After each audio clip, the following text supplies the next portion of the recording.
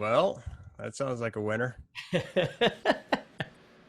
Hey guys, thanks for being here.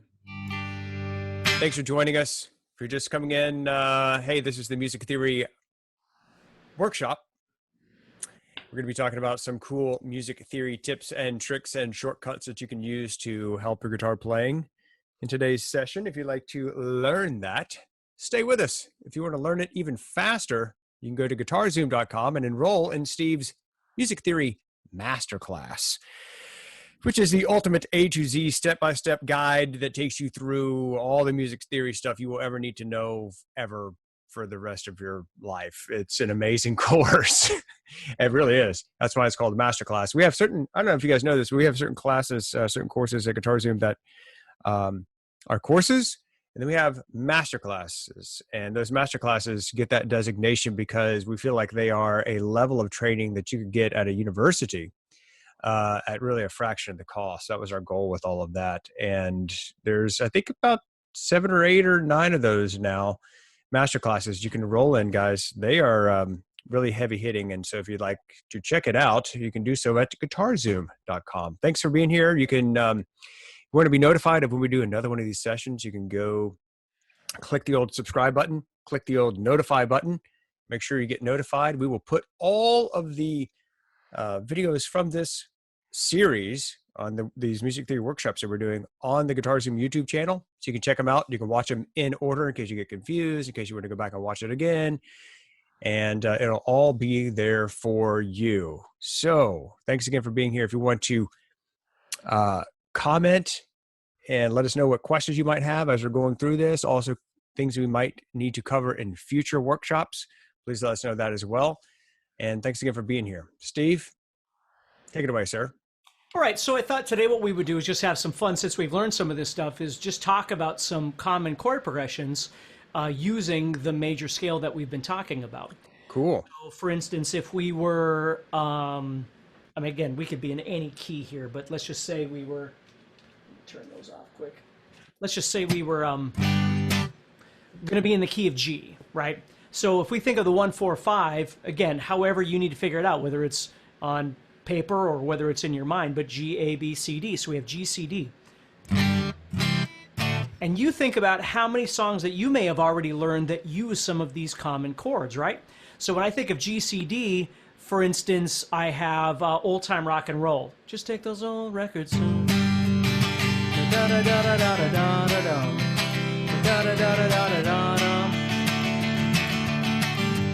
Right?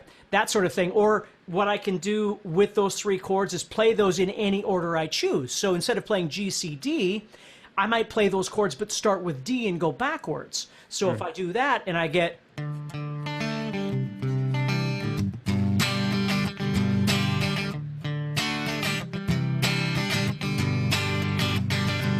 right, which could be Lynyrd Skynyrd, it could be like Werewolves of London, right? So the thing about chord progressions, common chord progressions, number 1, they're common, but number 2, they don't have to be played in any particular order. If you call out, for instance, this song is 1, 4, 5, you're telling the person that it's going to be using a 1, 4, 5 chord progression, but you're not saying what key it's in, and you're also not necessarily saying what order the chords are in. You're just saying, get ready, we're going to be using a 1, 4, 5. So if I say a 1, 4, 5 in the key of G, you would know that I'm going to be using G and C and D. But it depends on what order we're playing those in. Of course, you know, having some knowledge of the song and that sort of thing is going to be beneficial to you prior, unless you're really good at improvising. So if somebody said, for instance, oh, 1, 4, 5 in the key of A, right? Which would be A, D, E. So maybe I play like...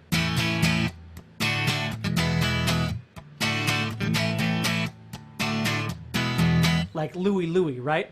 Or Gloria.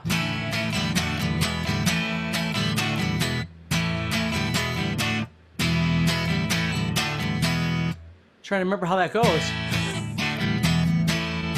That doesn't sound right. Let's try... Something about it does not quite right. There it is. ADE. So it is ADE, but it would go... That's it. So see, now what I'm doing is I'm playing E, D, A. That's the order I'm playing them in. So it's still A, D, E. It's still 1, 4, 5 in the key of A, but they're just in a different order. What about this? Like, What I Like About You.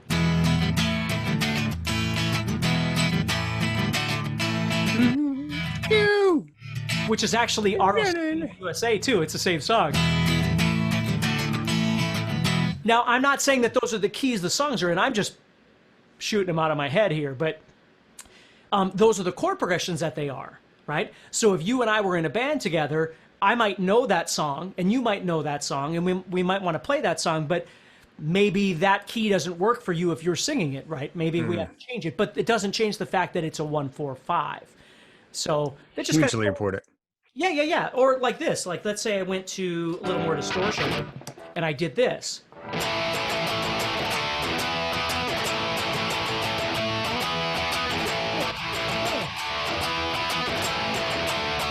Right, the Ramones, like Blitzkrieg Bop, right? So It's using the 1, 4, 5. At that time I was using A, D, and E, but I was playing it as power chords. So they could be power chords, they could be open chords, they could be bar chords, they can be all kinds of different things. The point is that the chords are 1, 4, 5 in whatever key you want to play in. Right. I love it. Yeah. So guys, then is that we could take that same idea, but take all those chords and turn those chords into what we refer to as dominant seventh chords.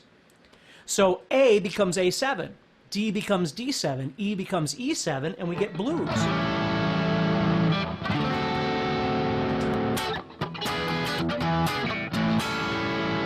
So then we could play any song that uses 12-bar blues. Kind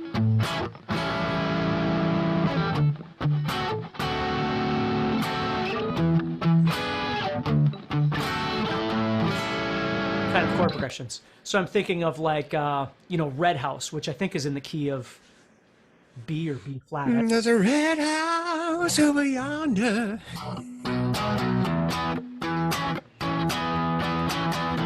And then you can even add that in. Like there's the blues shuffle you can learn to play.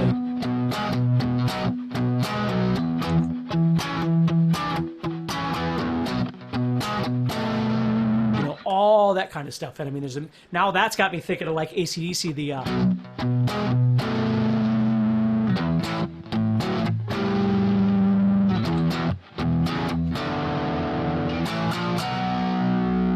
like the Jack, they're 12-bar blues, but they have obviously other things going on because it's bluesy sounding. So, but yeah, that's what we can do with 12-bar blues.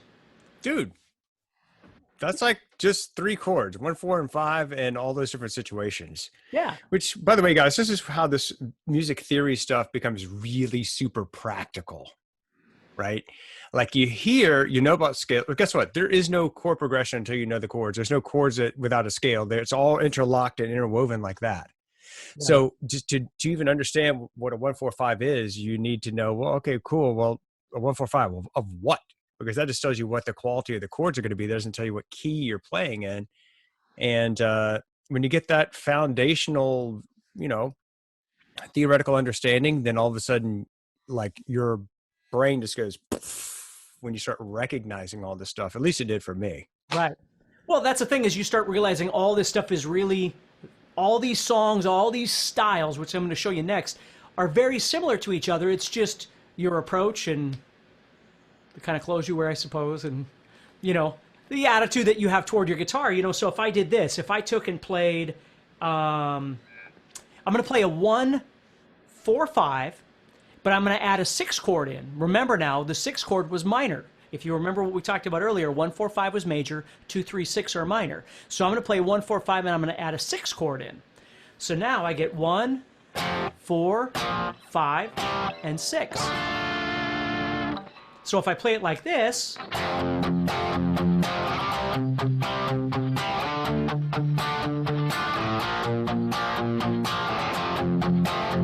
I get Glycerine by...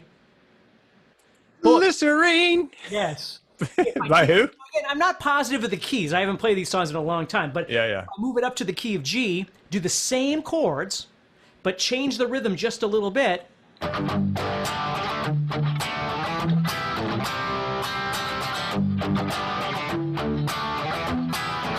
I get When I Come Around by Green Day. If I move it down to the key of E and change the rhythm a little bit,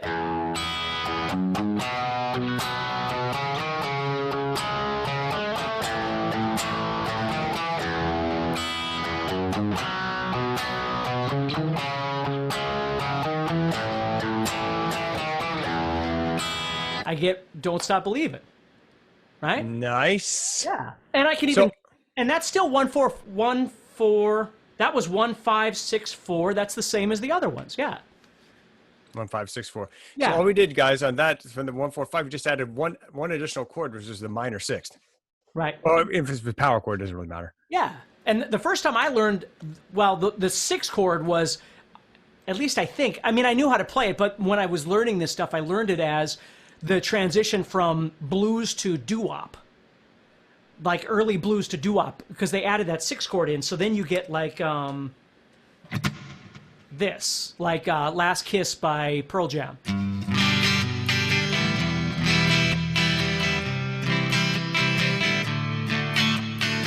So I'm playing G, E minor, C, D in that case. So instead of going 1-5-6-4, I'm now going 1-6-4-5.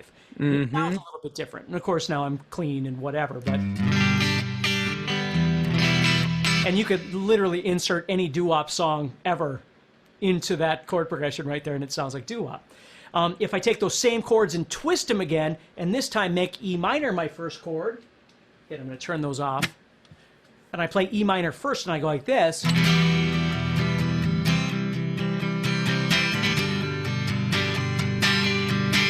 Da da da. So I was doing the bells. Yeah.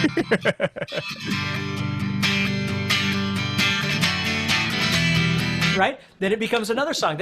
I'm playing Disarm, but you might be hearing 17 other songs because there's a million songs that sound like it. Da da ba da da. Da da da da da da. Sorry. That's right. That's right. I mean, that's the fun of it, is that there's so many things like that that you can play.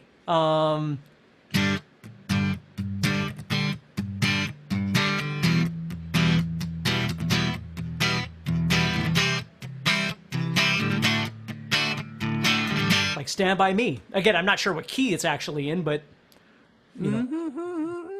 By me. I love it, dude. Yeah, it's pretty cool. Do this for hours. Yeah, so there's lots of different freaking songs do you know? Well, and that's the thing. I don't really remember a ton of these because it's been so long since I played some of these. Let's see if we did 4, 1, 5.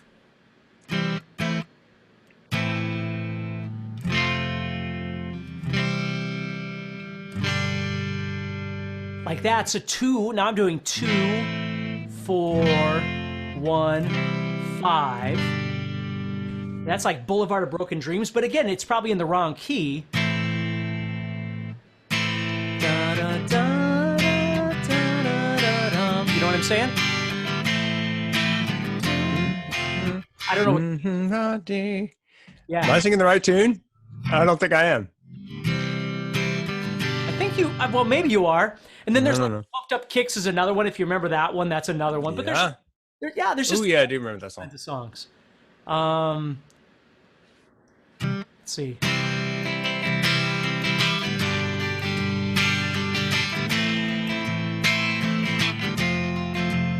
Like Let It Be by the Beatles. That's not the right groove, but let's see. I find myself in times of trouble. There it is.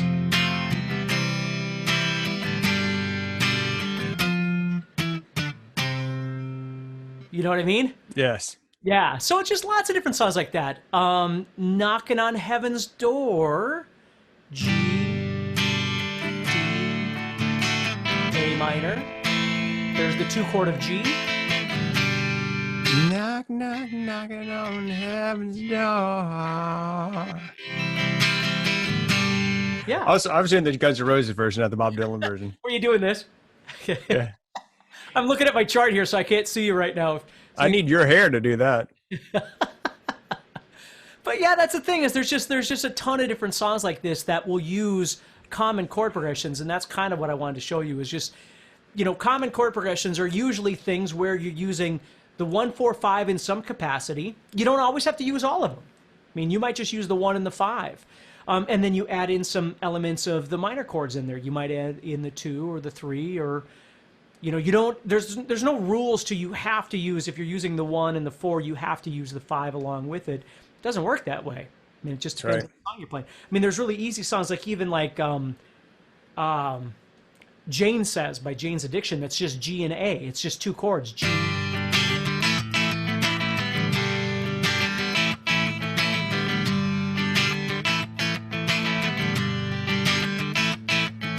It's just 2 chords back and forth, just a G and an A.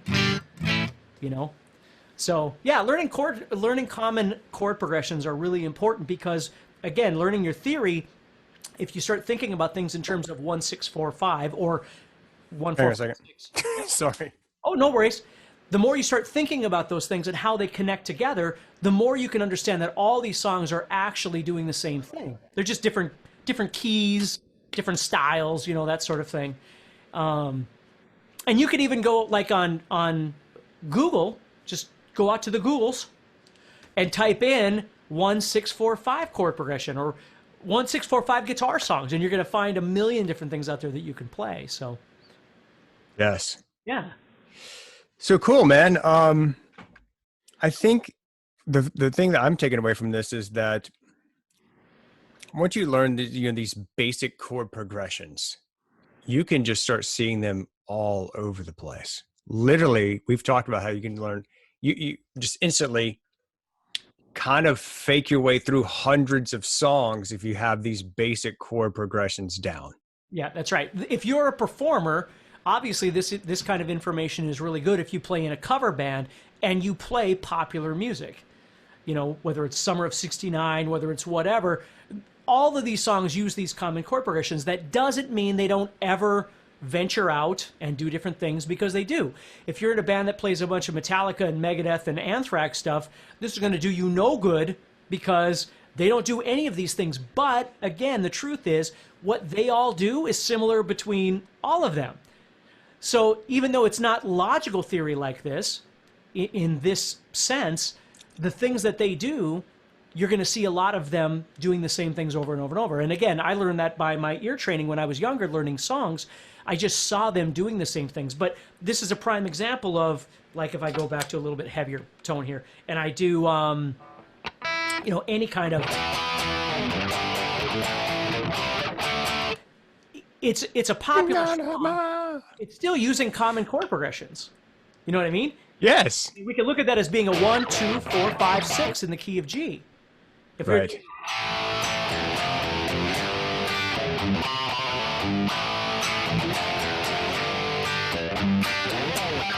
It's a 1. Well, if we're in the key of C, we're playing the 6, 4, 5. For looking at the key of C. So they're still using that logic in those styles of music. It's when you start getting into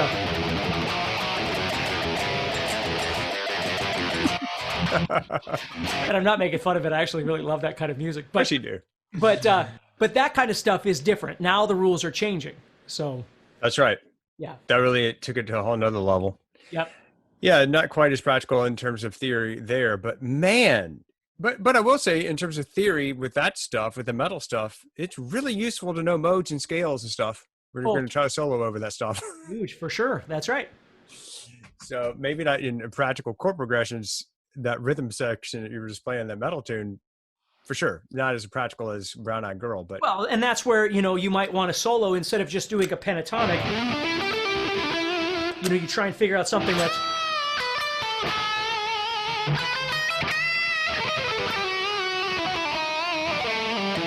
where you're doing something a little bit different, whether you're using a harmonic minor or Phrygian dominance or something else where you're going off in another direction with a solo. Again, your theory makes great sense for knowing some of those things. So if you find yourself in those situations, you're not just playing pentatonic over everything. So true.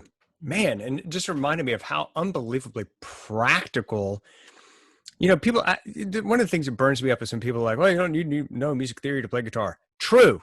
It is true. That is a true statement. You do not need to know it. But if you do know it, it's not like it's going to hurt you. Right. right? And It's only going to enhance your ability to learn new styles and that's be right. creative. 1,000,000%. And the other thing is learning the practical theory that makes sense for your world. That's right. I mean, depending on where you are, it's not like understanding something is bad. If I teach my daughter how to use the stove, I want her to understand the practical elements so she does not hurt herself and she doesn't burn down the house. It doesn't mean she needs to know about how the filaments work and she needs to be able to design it and go out in the shed and build a stove for me. I don't care if she can do all that. But if she can do the practical elements, it's useful in her life. And theory very much is exactly the same way. That's a great analogy, dude. That's a great analogy. So guys, Steve covers all of these chord progressions, all the must-know practical chord progressions that would totally help you in music theory masterclass. If you are interested in that and how to apply it to your playing, go to guitarzoom.com and sign up for the music theory masterclass. I think that you will like it. You will also get a ton of very practical understanding of how chords work, how they're related to scales, the modes, how all of that goes together, and all of this theory stuff, just which I think is fascinating. Steve was playing all those popular tunes, and we pivoted right into, well, the chord stuff isn't going to be necessarily applicable in the metal realm, but guess what? All these solos and all of these scales and all these modes that you might want to use in that world is also all covered in this masterclass. That's why it's called a master class, because you're getting this foundational level of understanding of music theory, regardless of where you're at in your journey, regardless of what style you want to play. All of this stuff is there for you, and you can learn it whichever parts are most important to you, and fill in all the gaps of your missing knowledge. So thanks for being here, guys. Really appreciate you. Steve, thank you for sharing your time and your talents. Absolutely. Always a pleasure, sir. And listen, turn on the subscribe and hit the notification button, guys, because we're going to be doing even more of these masterclass or music theory workshops that hopefully you will continue to benefit from. If you want to be notified about that, subscribe. And otherwise, we'll see you around. All right. Thanks for being here. Keep practicing. Thanks, Steve. Bye. Bye, guys. Thanks for being here.